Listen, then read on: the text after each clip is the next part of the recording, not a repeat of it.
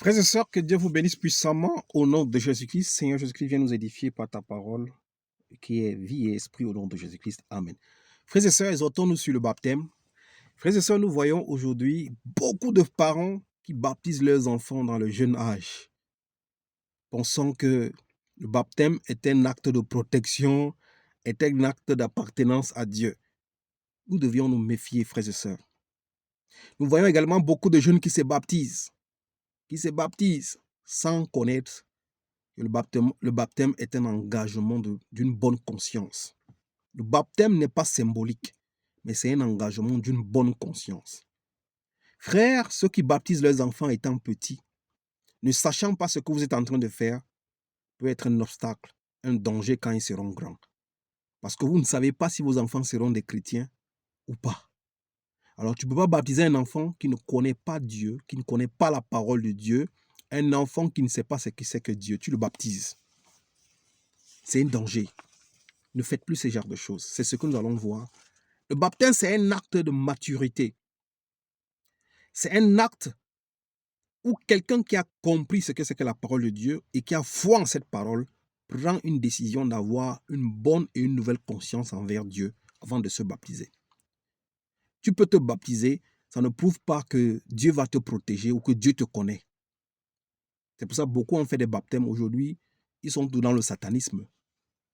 Ceux qui ont été baptisés, ils sont dans la prostitution, ils sont des voleurs. Le baptême n'a eu aucun impact en eux parce qu'ils n'avaient pas pris conscience de l'acte qu'ils étaient en train de poser. Toute personne qui vient à Dieu doit passer par un baptême, doit être baptisée par Dieu parce que c'est un acte de purification. C'est un acte de purification. Quand nous regardons, quand Dieu a détruit la terre avec l'eau, c'était un acte de purification. Tellement il y avait tellement d'abominations qu'il a dit à Noé de préparer l'arche et de faire rentrer sa famille et les animaux qu'il avait demandé à Noé. Parce que Dieu voulait purifier la terre, afin qu'il y ait encore la vie sur terre. C'est un acte de purification. Et même quand Israël est sorti du désert, Dieu les a baptisés à travers la mer. En traversant la mer, ils ont été tous baptisés parce qu'ils étaient impurs. Dieu les a purifiés par l'eau. Et cette eau du baptême, Dieu a utilisé l'eau pour purifier la terre. Dieu a utilisé l'eau pour purifier les enfants d'Israël qui sont sortis de l'Égypte parce qu'ils étaient impurs. Nous, aujourd'hui, Dieu nous purifie par quoi? Par sa parole. D'abord, Dieu nous passe par la purification de sa parole et il concrétise cela dans les eaux du baptême pour nous sanctifier par sa parole. En fait, le baptême, c'est pour mourir avec Christ et renaître avec lui plus tard en esprit. Mais avant d'aller mourir avec Christ, il faut que tu saches ce que tu es en train de faire, ce que tu es en train de poser comme acte. C'est pour ça que tu dois d'abord être purifié par l'eau de la parole. Il n'y aura plus d'inondation comme Dieu a promis. Il n'y a pas de baptême forcé. Mais avant de rentrer dans l'eau du baptême, pour être sanctifié et mourir avec Christ et renaître avec lui en esprit, tu dois d'abord être purifié par la parole de Dieu. Tu dois connaître cette parole et la confesser et croire dans ton cœur avant de rentrer dans les eaux du baptême. C'est notre partage. Que Dieu nous aide au nom de Jésus-Christ. Amen. Éphésiens chapitre 5, verset 26 pour nous montrer par quoi Dieu nous purifie d'abord avant les eaux du baptême. La Bible déclare ici, au nom puissant de Jésus-Christ, afin de la conduire à la sainteté après l'avoir purifiée et lavée par l'eau de la parole. Dieu nous purifie par sa parole, tout d'abord, avant d'aller être baptisé. Donc, tu ne peux pas baptiser ton enfant qui ne connaît pas la parole de Dieu. Cette parole qui est vie et esprit, cette parole qui est Dieu et Christ. Tu vas seulement le baptiser parce que ton enfant ne connaît pas la parole. Il n'est pas purifié, il n'est pas lavé par l'eau de la parole avant d'être baptisé. C'est une erreur que beaucoup de parents font. Et même les jeunes qui se baptisent sans connaître la parole de Dieu, ton baptême n'a aucun effet parce que tu ne prends aucun engagement. Tu ne connais même pas ce que tu es en train de faire. C'est pour ça que nous devons nous méfier pour les baptêmes. Et comme je disais une autre fois dans une vidéo, beaucoup de faux pasteurs profitent de ces baptêmes pour, pour, pour mettre des démons et décharger et télécharger des démons dans les corps des hommes. Faites attention. Si vous n'avez pas une bonne personne qui est un vrai homme de Dieu, ne vous faites pas baptiser. 1 Pierre chapitre 3, frères et sœurs, verset 25. Qu'est-ce que le baptême? Oui, nous devons connaître la signification du baptême. Ce n'est pas juste un engagement où on va seulement se baptiser. 1 Pierre chapitre 3, verset 21. La Bible déclare ici, je lis au nom puissant de... Qu'est-ce que le baptême, frères et sœurs? La Bible déclare ici, c'est une figure. Nous aussi, maintenant, en fait, Dieu a baptisé Noé et ses enfants à travers l'inondation d'eau. Ces 8 personnes ont été baptisées. Et Dieu a purifié la terre à travers cette inondation d'eau, dont tout vrai chrétien doit passer dans l'eau du baptême. Et la Bible déclare ici, c'était une figure. Nous aussi maintenant, nous sommes sauvés par un baptême qui ne consiste pas dans la purification d'une impureté physique, parce que beaucoup de gens pensent que quand ils se baptisent, c'est seulement pour enlever les impuretés dans leur corps physiquement. Non. La Bible déclare, mais dans l'engagement d'une bonne conscience envers Dieu. C'est un engagement d'une bonne conscience qu'on prend envers Dieu. Ayant déjà lu la parole de Dieu, ayant accepté le Seigneur Jésus-Christ comme Seigneur et Sauveur, tu peux passer maintenant dans les eaux de baptême.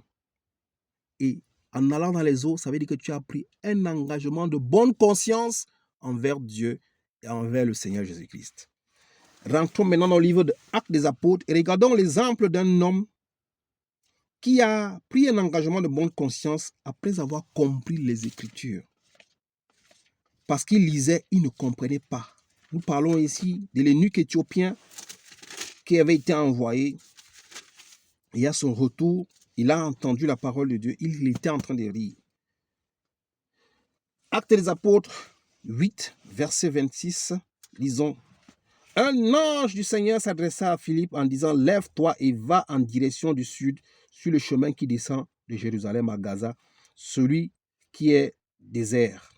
Il se leva et partit. Or, un eunuque éthiopien, haut fonctionnaire de Candace, la reine d'Éthiopie et administrateur de tous les trésors, était venu à Jérusalem pour adorer. Il repartait assis sur son char et lisait le prophète Ésaïe. Il était en train de lire le livre du prophète Ésaïe. L'Esprit dit à Philippe, avance et approche-toi de ce char.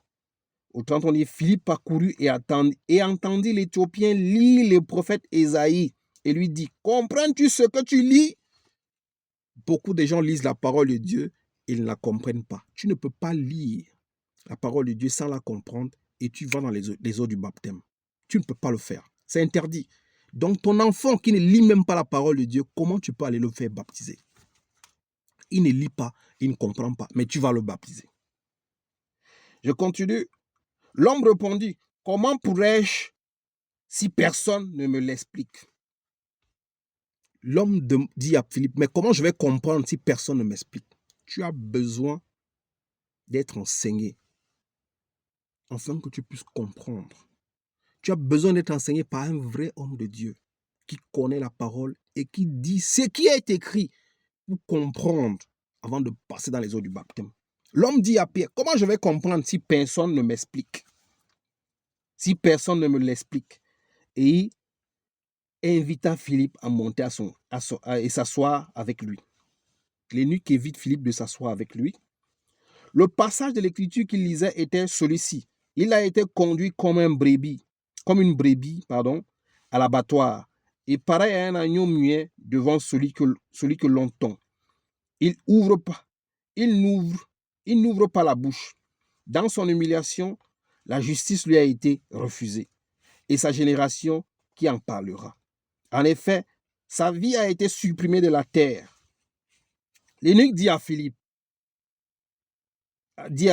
je t'en prie, à propos de qui le prophète dit cela? Est-ce à propos de lui-même ou de quelqu'un d'autre? Alors Philippe prit la parole et en partant de ce texte de l'écriture, il lui annonça la bonne nouvelle. En partant de ce texte qu'il lisait, Philippe prit la parole et il annonça la bonne nouvelle de l'évangile. Cet homme a écouté la parole de Dieu. Après avoir lu, Philippe l'a prêché la parole de Dieu. Il a compris. Il a écouté. Comme ils continuaient leur chemin, ils arrivaient à un point d'eau. L'eunuque dit, « Voici l'eau. Qu'est-ce qui empêche que je sois baptisé ?» Puisqu'il a compris les mystères de la parole qui étaient révélés, il dit à Philippe, « Philippe, tu m'as déjà expliqué la parole. J'ai déjà compris. Voilà l'eau. Qu'est-ce qu'il faut pour que je me baptise ?» Avant d'arriver au baptême, tu dois comprendre la parole. Tu dois comprendre ce que dit la parole avant d'aller te baptiser. Qu'est-ce qui empêche que je sois baptisé? Philippe dit, si tu crois de tout ton cœur, cela est possible. Si tu écoutes la parole et que tu ne crois pas de tout ton cœur, mon frère, ne te baptise pas. Philippe lui dit, si tu crois, comme tu as déjà écouté, si tu crois de tout ton cœur, cela est possible. L'eunuque répond, je crois que Jésus-Christ est fils de Dieu. Il confesse maintenant de sa bouche que je crois, après avoir écouté la parole, que Jésus-Christ, et je crois dans mon cœur, je le confesse de ma bouche qu'il est fils de Dieu. Il fit arrêter le char. Philippe et l'eunuque descendirent tous les deux dans l'eau et Philippe le baptisa. Tu as besoin d'écouter la parole de Dieu. Tu as besoin d'être enseigné.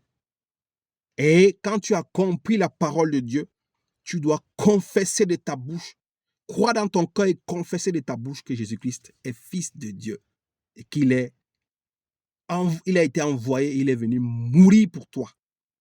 Alors, après cela, tu peux maintenant prendre un engagement de bonne conscience envers le Seigneur Jésus-Christ et Dieu le Père.